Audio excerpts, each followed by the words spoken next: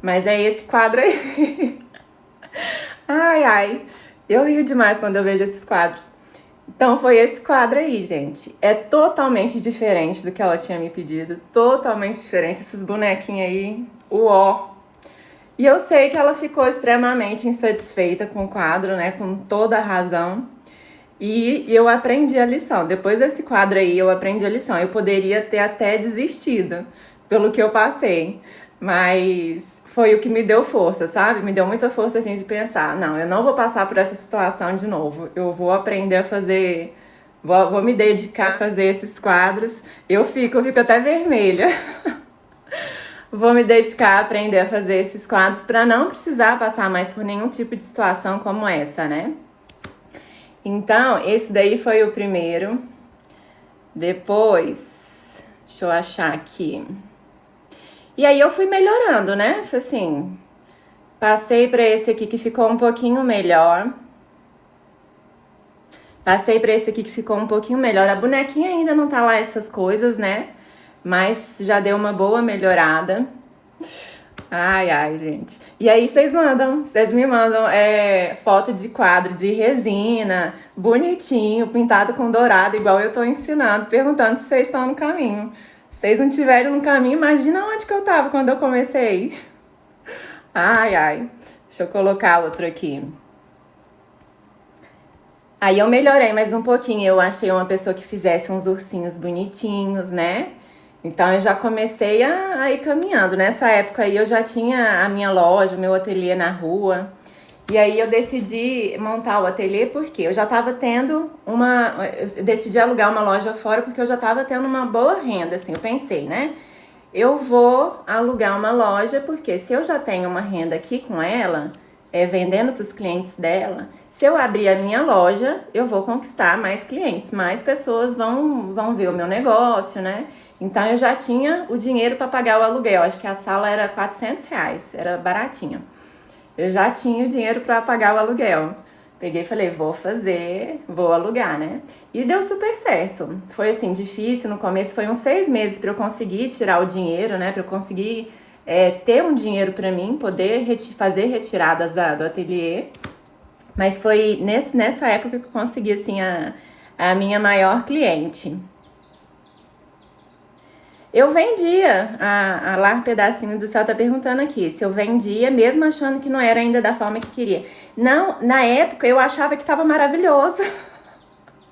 Na época, e eu perguntava pra todo mundo, eu falava pras minhas amigas, pras minhas irmãs, inclusive daquele quadro passado. E aí, gente, o que vocês acharam? Gostou do quadro? Nossa, Lu, ficou lindo. Você tem que trabalhar com isso.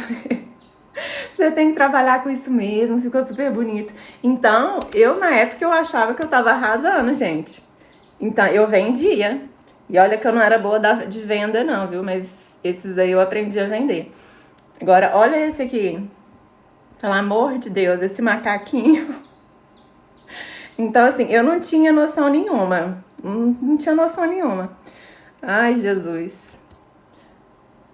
Teve esse macaquinho, coitada. Olha essa ovelha, esse quadro de ovelha.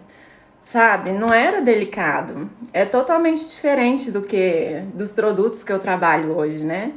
Então, assim, eu quebrei muita cara nesses 8 anos. O do coqueiro Larissa, mas eu acho que eu não coloquei ele aqui.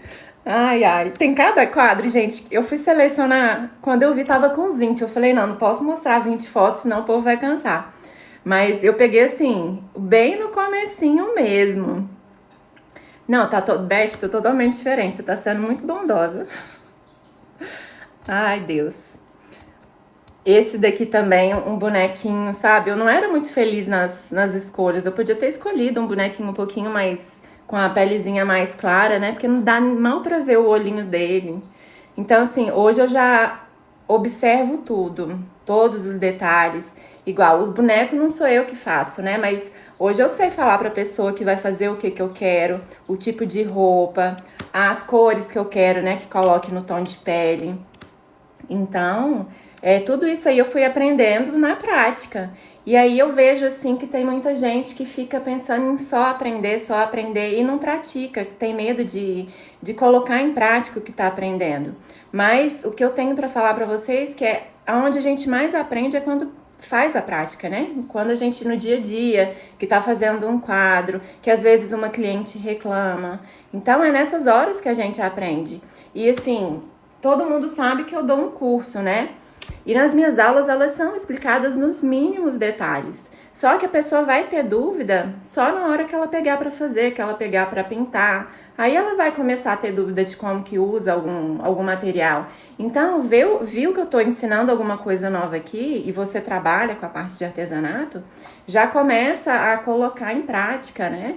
Já começa a exercitar para você conseguir criar e você poder ir desenvolvendo as suas próprias técnicas. Deixa eu ver aqui que tem uma pergunta. Hoje, a média de quadros varia muito. Tenho quadros de 240, porta-maternidade, né? 240 a 700, 800 reais. Depende muito do quadro. Deixa eu colocar mais um quadro aqui para vocês verem. Ó, aí com o tempo eu fui melhorando questão de cores, eu fui colocando cores mais suaves, né? Trabalhando ainda com os bichinhos de pelúcia. Essa girafinha aí, ela tá até bonitinha. Esse quadro aí eu já tava começando a querer melhorar. Não tava muito ruim, não. Aqui tem outro, ó. Quero pegar quando eu comecei, ó. Comecei a trabalhar mais com os tons de dourado. Mas aqui o quadro ainda não tava 100%. O tecido tava manchado. Então, assim, eram coisas que eu realmente não observava na época. E eu fazia assim, pra mim tava lindo. Mas esse aí já começou a melhorar, né? Vocês não acham? Assim, que já deu um bom upgrade aí nos quadros. Aqui, agora eu vou passar já para um que eu fiz cenário, que foi um ursinho minúsculo que eu fiz, mas esse quadro aí também, ó. Olha o ano, 2013. Tem muito tempo, nossa senhora. Então, assim, já começou a melhorar a questão da composição, a questão de trabalhar com tons mais neutros. Então, nessa época daí eu já comecei a aprender um pouquinho. Já tava evoluindo. Agora, deixa eu ver aqui se é esse. Agora foi aonde eu comecei a trabalhar com molduras de gesso. Essa aí era de gesso. Aqui em Goiânia não tinha molduras de resina, a resina era muito cara. Um quadrinho desse aí era uns 50 reais para comprar. Então eu achei a opção de gesso e comecei a fazer. E foi esse tipo assim, foi bem testando, porque eu não tinha ideia de como trabalhasse com gesso. Então aqui eu já comecei a colocar meio provençal, com um tomzinho de rosa. O fundo não tá legal, né? Porque tá apagando o nome, tá meio confuso. Mas a questão da montagem, do estilo do quadro já tá começando a aparecer com o que eu faço hoje, né? O próximo ficou bem melhor. Cadê?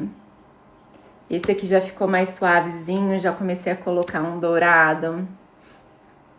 A Beth está perguntando qual o segredo para eu conseguir clientes. Beth, quando eu comecei, eu não investi muito na parte da internet. Primeiro eu fui para a parte física, né? Igual eu falei, eu aluguei loja.